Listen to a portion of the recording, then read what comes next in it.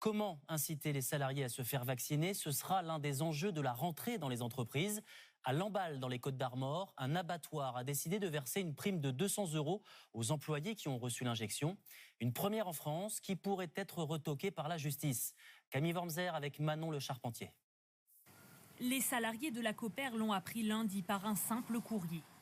Le leader français de la filière porcine propose de verser une prime de 200 € à ses 7400 salariés en France.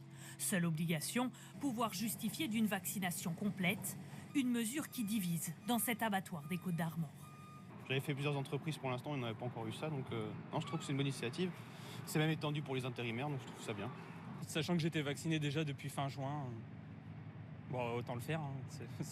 C'est tout bénef, on va dire. Je vois ça comme du chantage au porte-monnaie. Je suis un ouvrier en bas de l'échelle sociale. 200 €, ça fait envie à tout le monde. Donc non, moi ça me révolte.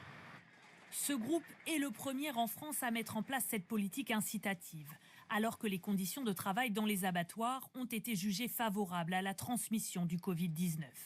Sauf que cette prime est totalement illégale selon cette avocate spécialisée en droit du travail. C'est contraire à l'égalité de traitement. Le principe d'égalité de traitement, c'est traiter de la même façon des salariés qui sont dans des situations identiques. Là, les salariés ils sont dans la même situation dans l'entreprise, dans les mêmes conditions de travail. La différence, c'est qu'il y en a un qui est vacciné, l'autre qui ne l'est pas.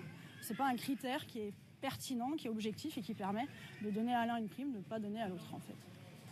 Autre inquiétude, la confidentialité des données médicales auxquelles aurait accès la coopérative. Dans une note adressée aux employeurs le 30 juin dernier, le ministère du Travail rappelait ceci.